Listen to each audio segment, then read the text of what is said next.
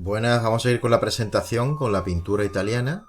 En el PowerPoint vienen juntos el 400 y el 500, pero yo voy a hacer dos vídeos. Uno para los pintores del 400, que son más clasicistas, más puristas, sus obras dan más sensación de armonía, de equilibrio, y luego veréis que en el 16, en el 500, la pintura poco a poco va caminando ya hacia una mayor búsqueda de movimiento, de sentimiento, de dinamismo, ya anticipando lo que será el manierismo, que es la última etapa del Renacimiento, se conoce como Alto Renacimiento. También, por ejemplo, en la época en la que pinta Miguel Ángel, pero también el Greco en España, y el Barroco, ¿vale? Bueno, vamos a empezar la presentación desde aquí.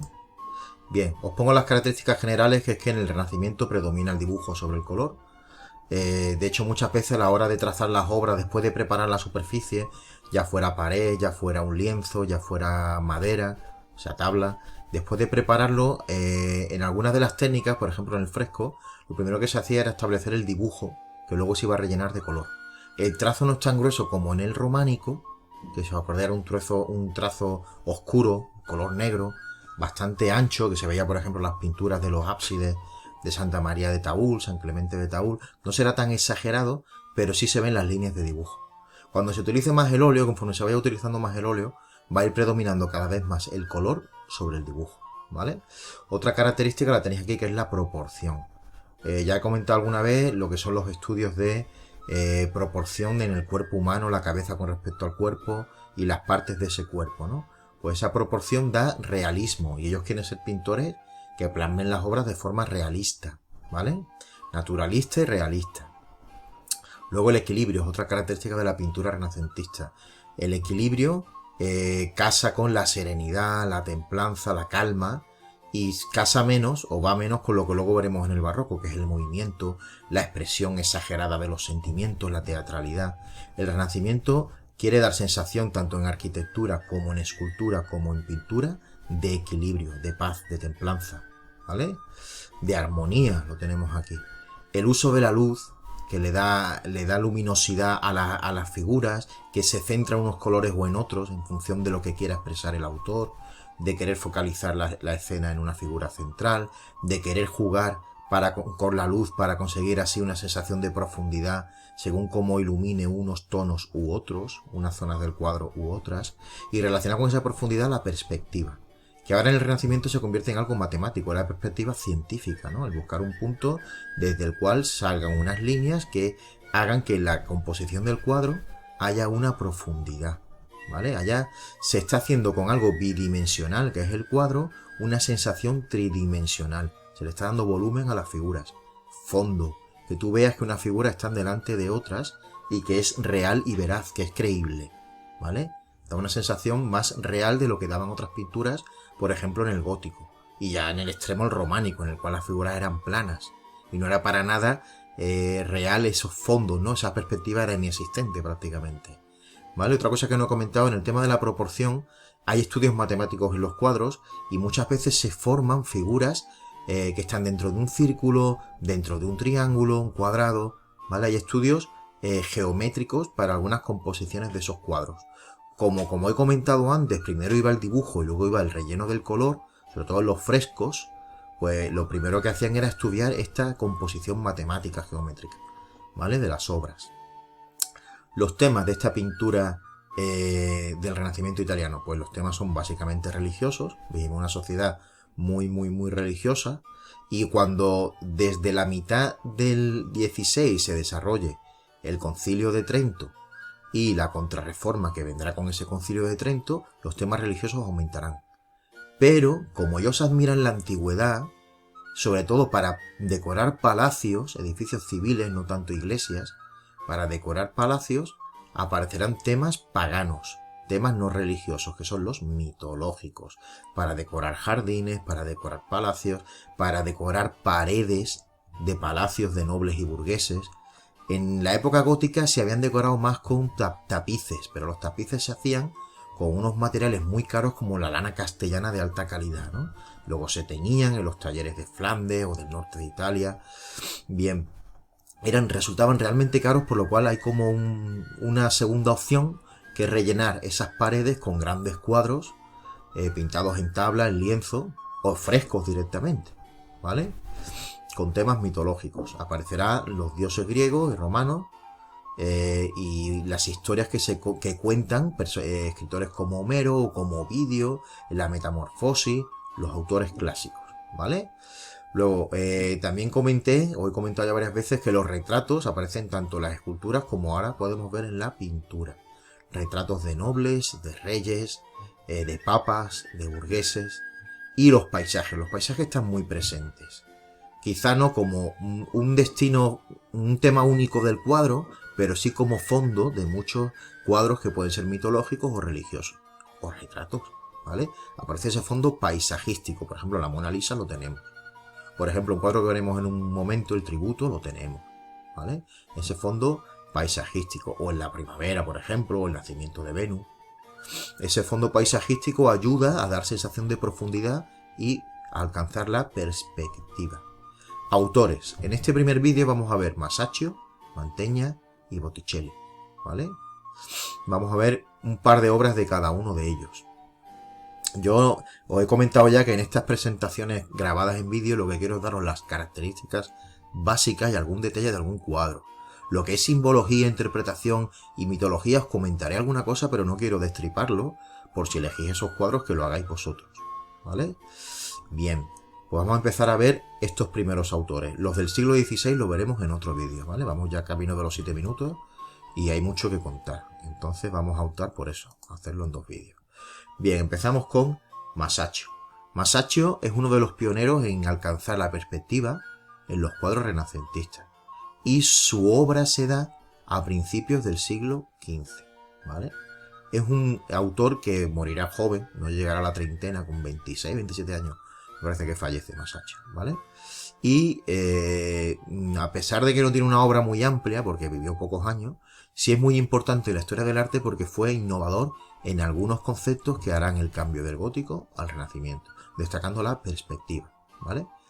Por ejemplo, este tríptico de aquí a la derecha, el tríptico que se llama de San Juvenal, lo he puesto aquí debajo, es algo que venía haciéndose desde época románica y época gótica. De hecho, recuerdan algunas cosas a esos trípticos góticos.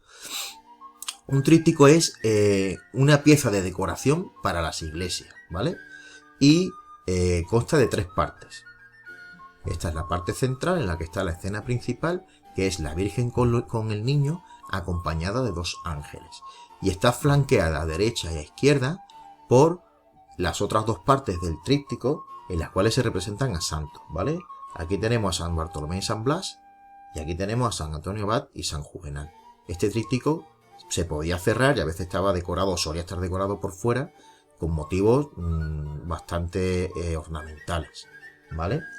Bien, centrándonos en esta obra, sí vemos el uso de la perspectiva. Si os fijáis, desde la parte de abajo de la obra donde aparece el suelo de esa representación, hay líneas que irían hacia la figura central de la Virgen y hacia más o menos lo que es el centro de esta tabla del tríptico, que es la mano de la Virgen que sostiene al niño Jesús, ¿no? A Cristo.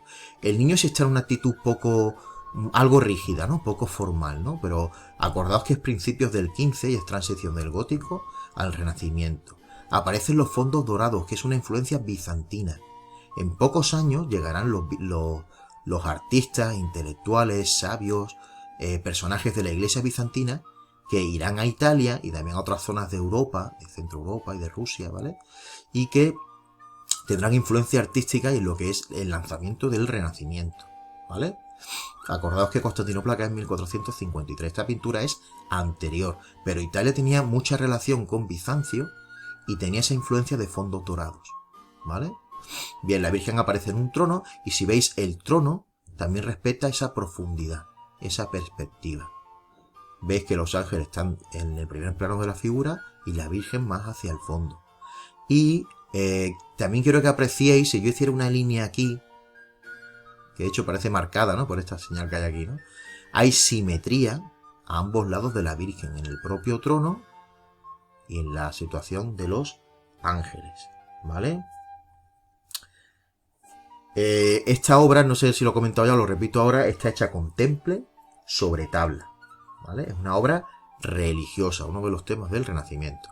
Vamos a la otra, que es el tributo.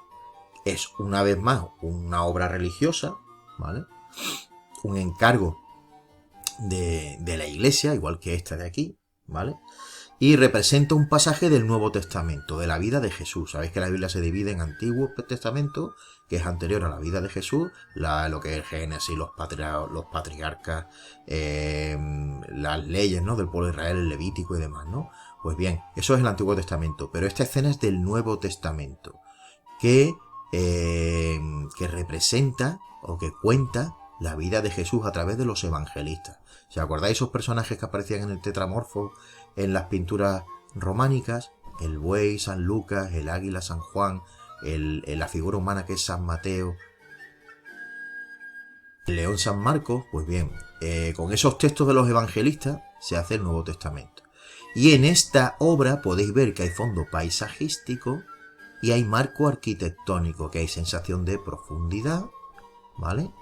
Las líneas van hacia Cristo. Y en realidad tenemos 3 escenas. Nosotros estamos viendo 2 aquí, porque nos falta el detalle que estaría más a la izquierda, que no aparece en esta imagen del cuadro, pero yo os la voy a comentar, ¿vale? Aparece una primera escena con un conjunto de figuras, muchas figuras. Es Cristo con sus apóstoles y un cobrador de impuestos. Ellos llegan a Cafarnaúm, a una zona del antiguo Israel, ¿vale? Y todas estas figuras, si os fijáis, están en un círculo, cuadradas como en un círculo, ¿vale? Bien, el cobrador de impuestos aparece de espaldas y así a nosotros nos meten en la escena, nos hacen espectadores de la escena. En el centro está Cristo, la figura principal, y le está pidiendo el tributo a Jesús. Jesús se dirige a Pedro, que lo tenemos aquí, al que luego será la cabeza de la iglesia, ¿vale? El nombre simbólico, Petrus, ¿no? Ahí viene la piedra sobre la que edificaré mi iglesia. El nombre hebreo, el nombre judío es Simón, ¿vale? Pues bien, le dice que busque el pago del tributo en el mar, ¿vale? En el agua. Pues bien, irá Pedro a la orilla, conseguirá pescar un pez y del pez, de la boca del pez, saldrá una moneda, que esa es la segunda escena, la que no se ve aquí, con la que en la tercera escena Pedro le paga al recaudador de impuestos.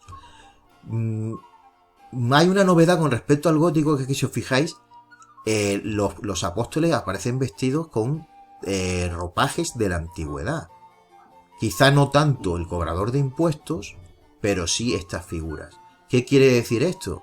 Que Masaccio está documentado y sabe cómo debe representar a los apóstoles. No pasa como en algunas pinturas góticas en las que, si os acordáis, se representaba a los personajes del Nuevo Testamento, o mitológico, si era tema mitológico, vestidos como se vestía en Flandes en el siglo XIII o en el siglo XIV. O si era una pintura italiana, como se vestía en Florencia, o como se vestía en Padua, o en Mantua, o la ciudad que fuera, con ropajes de esa baja Edad Media y no de la antigüedad. Es más estricto, ¿no? En este, más correcto, ¿no? En este aspecto, ¿no? Porque están documentados, han leído a los autores de la antigüedad, ¿vale? Bien.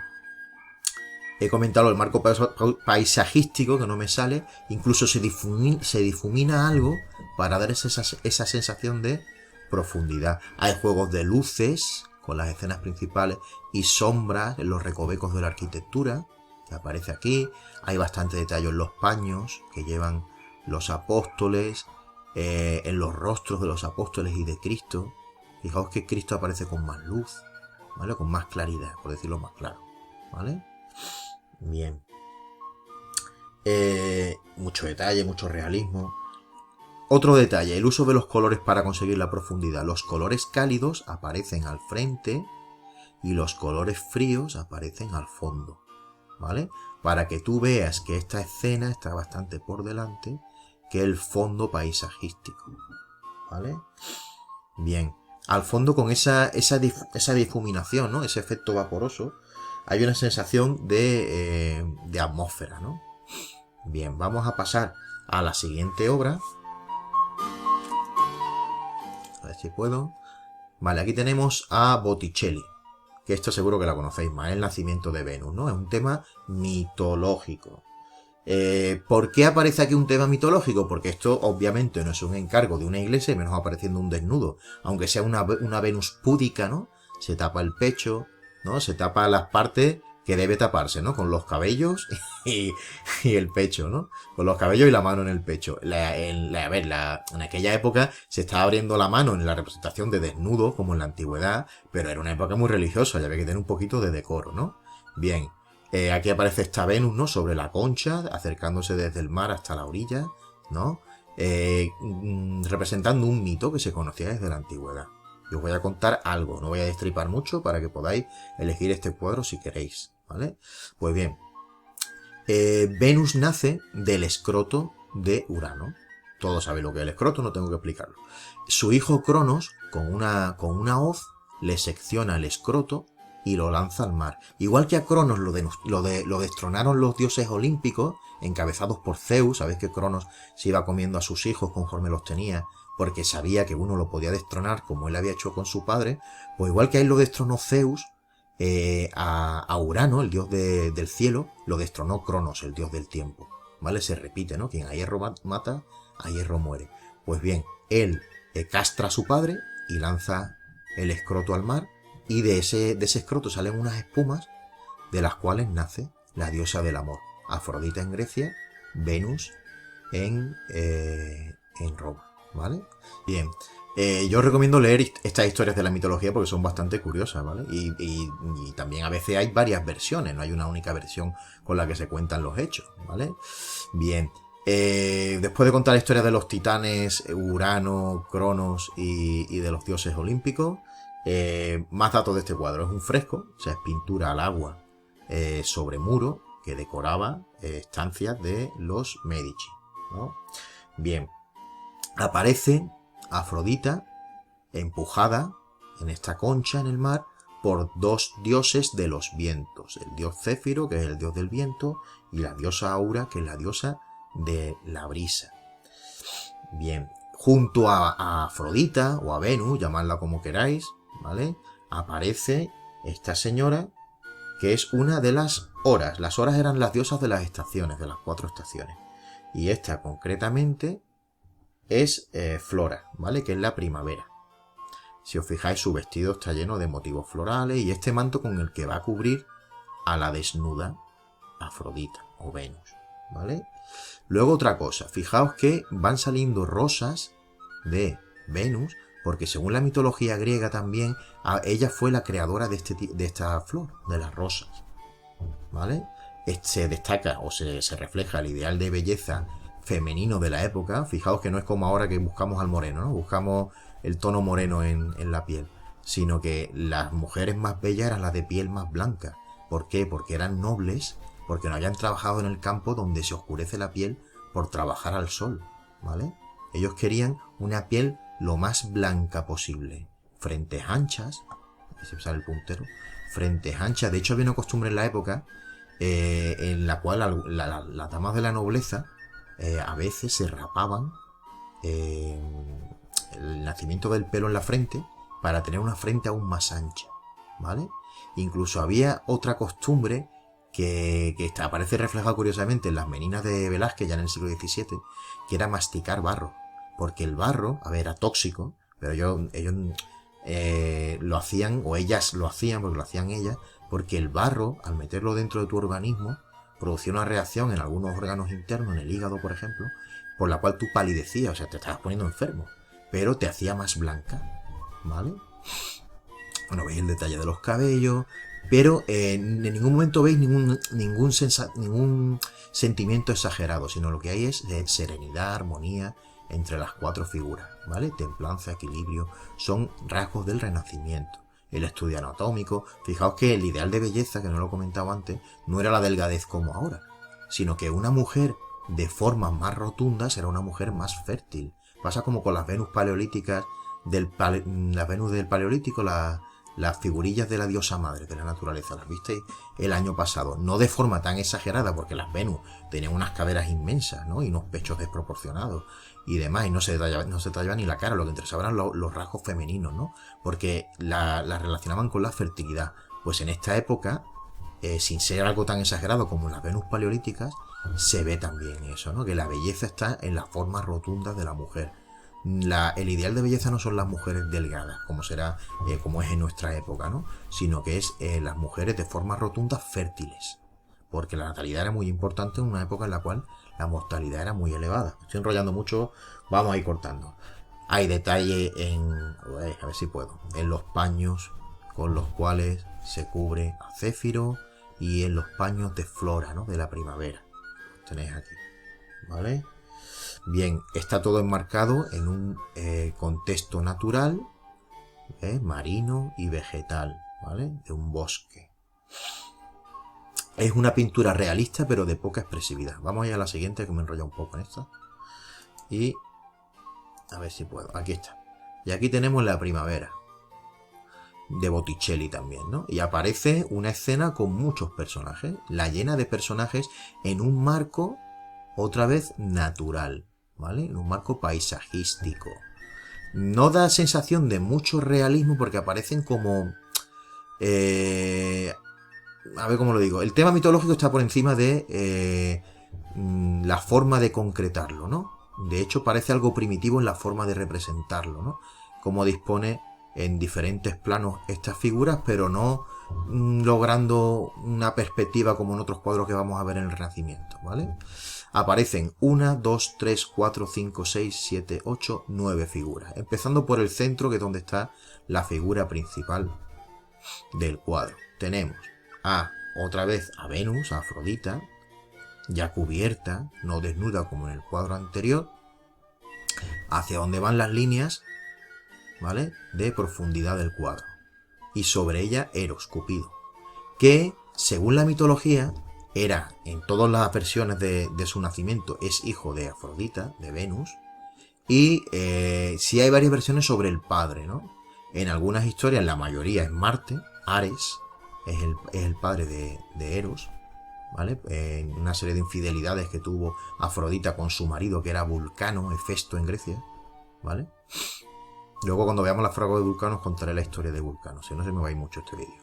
Pues bien, en algunas versiones es hijo de Adonis y en otras de este señor de aquí, que es Mercurio, ¿vale? Son las menos, pero en este cuadro, curiosamente, aparece Venus, Afrodita, con Mercurio, el dios del comercio, y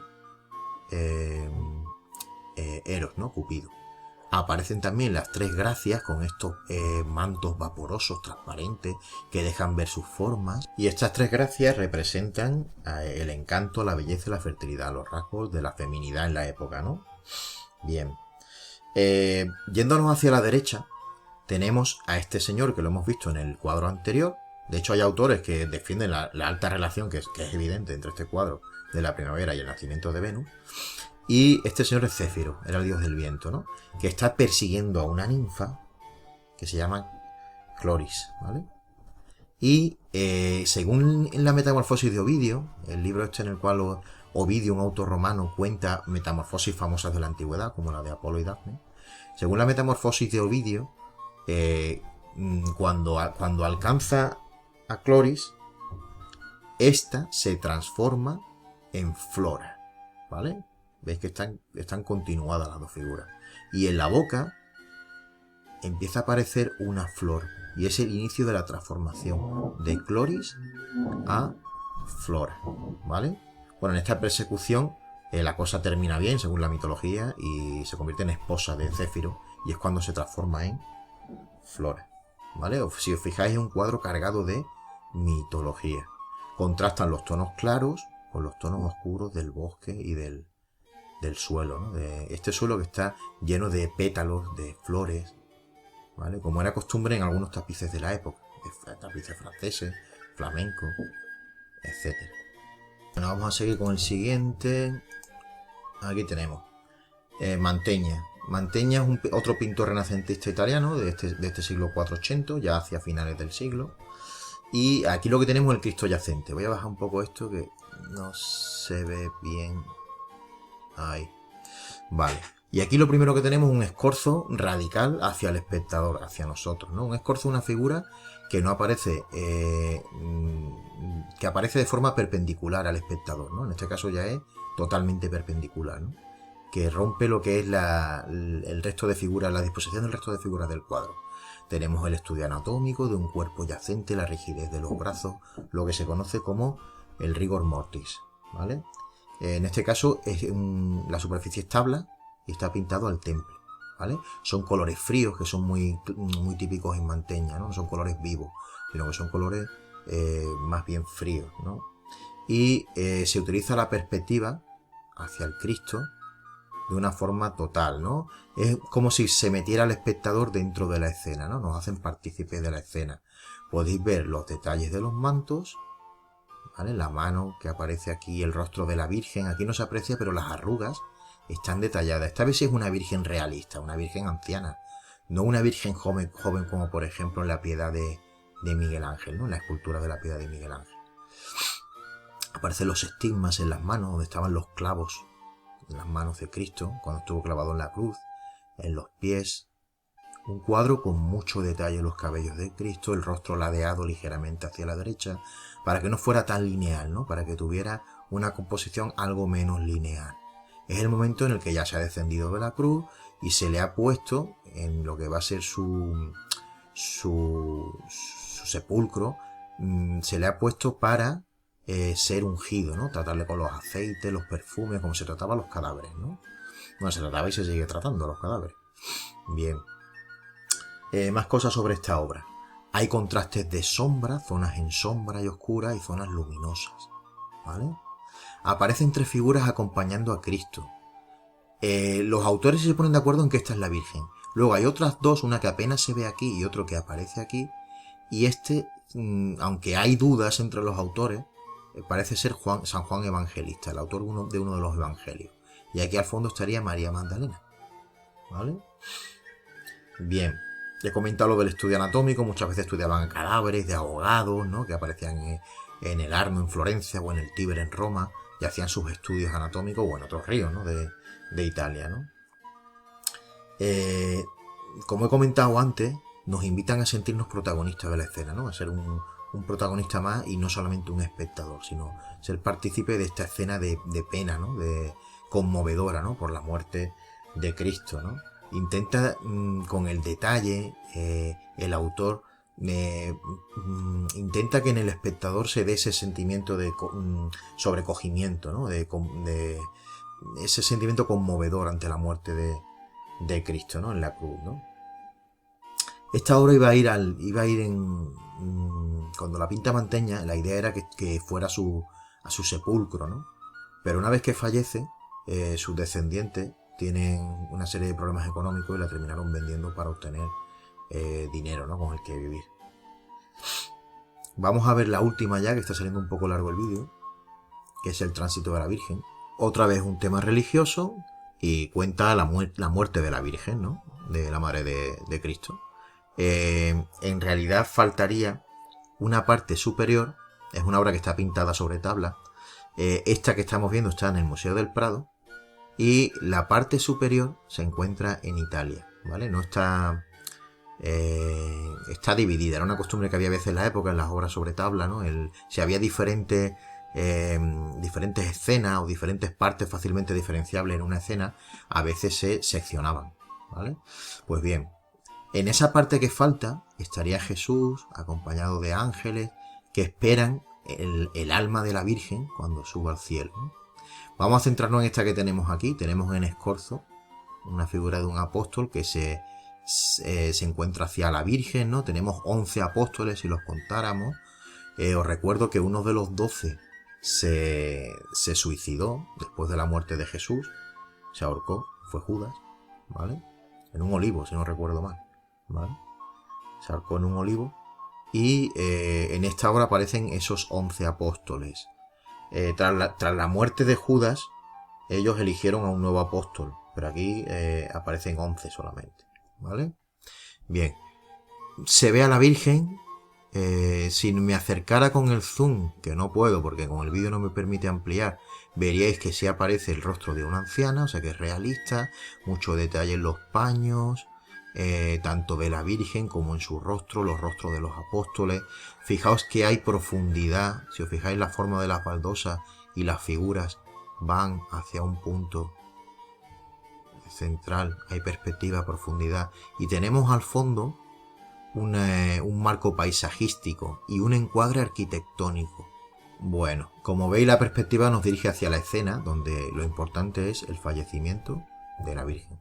Lo vamos a dejar aquí y en el siguiente vídeo vamos a seguir viendo pinturas renacentistas, pero en este caso del Cinquecento, del siglo XVI, donde los autores más representativos pues son grandes maestros del Renacimiento, ¿no? Son Leonardo, Miguel Ángel y Rafael. También hablaremos algo de la pintura veneciana, porque es muy característica y porque se encuadra también dentro del manierismo, que es una evolución del Renacimiento en la cual el color tiene más importancia, el movimiento, los sentimientos, y está anticipando lo que ya será el barroco, ¿vale? Lo corto aquí, sale un poco largo, pero que estos cuadros son una pasada de cuadros, ¿vale? Son grandes obras de la historia del arte, ¿no? Venga, hasta luego.